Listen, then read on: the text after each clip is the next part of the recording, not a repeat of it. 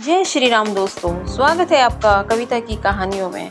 और एक नई कहानी के साथ फिर मैं आपके सामने प्रस्तुत हूँ। आज की कहानी माता सीता और लक्ष्मण जी की है।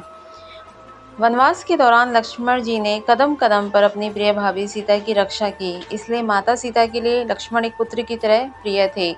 बावजूद इसके एक बार माता सीता ने लक्ष्मण को निगल लिया और उनका अस्तित्व ही खत्म कर दिया।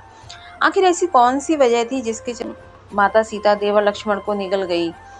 माता सीता अपने ही देवर लक्ष्मण को निगलने पर विवश हो गई। इसका जवाब मिलता है इस अनसुनी पौराणिक गाथा में। तो कथा कुछ इस प्रकार है। माता सीता ने सरयू नदी को एक वचन दिया था, जिसके अनुसार अगर वो अपने पति श्री राम और देवर लक्ष्मण के साथ 14 सालों का वनवास पूरा करके सकुशल वापस लौट आती हैं तो वे सरयू नदी में पूजा अर्चना करेंगी। अपने वचन के अनुसार वनवास से लौटने के बाद माता सीता अपने पुत्र समान देवर लक्ष्मण को लेकर सरयू नदी के पास चल पड़ी। जब राम भक्त हनुमान ने दोनों को जाते देखा तो वे उनका पीछा करने लगे। माता सीता जब सरयू नदी के किनारे पहुंची तो हनुमान जी पास के एक पेड़ के पीछे छिप गए और वहीं से दोनों पर अपनी नज़र रखने लगे। उधर पूजा आरंभ करने से पहले माता सीता ने लक्ष्मण को सरयू नदी से जल लाने को कहा, जिसके बाद लक्ष्मण जी जल लाने के लिए नदी में उतर गए। नदी में उतरने के बाद जैसे ही लक्ष्मण जी जल भरने लगे, वैसे ही अघासुर नाम का एक राक्षस वहां से बाहर निकला। इससे पहले कि वो राक्षस लक्ष्मण जी को निगलता, माता सीता उसकी इस मंशा को भाप गईं और लक्ष्मण के प्राण बचाने के लिए उन्होंने उस राक्षस के निगलने से पहले खुद लक्ष्मण को निगल लिया। लक्ष्मण को निगलते ही माता सीता और लक्ष्मण का शरीर जल के समान एक तत्व में बदल गया।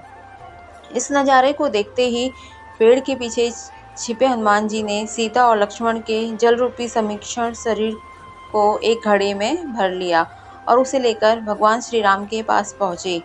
फिर उस घड़े को दिखाते हुए हनुमान जी ने श्री राम से सारी घटना को विस्तार पूर्वक बताया और उसका हल पूछा।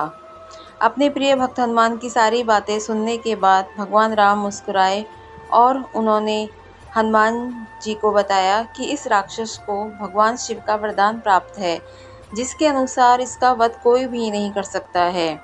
इसके साथ ही श्री राम ने हनुमान को बताया कि भगवान शिव के इस वरदान के अनुसार अघासुर का वध तभी किया जा सकता है जब सीता और लक्ष्मण का शरीर एक होकर किसी तत्व में बदल जाए और हनुमान जी उस तत्व का उपयोग एक शस्त्र के रूप में करें। जिसके बाद भगवान श्री राम की आज्ञा पाकर हनुमान जी ने उस घड़े के जल को गायत्री मंत्र से अभिमंत्रित करके सरयू नदी में बहा दिया।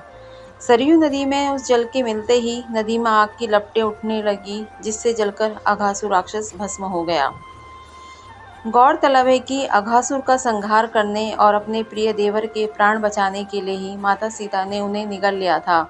हालांकि अघासुर की मृत्यु होते ही सरयू नदी ने सीता और लक्ष्मण को उनका शरीर वापस कर दिया और इस तरह फिर से उन्हें एक नया जीवन दान मिला।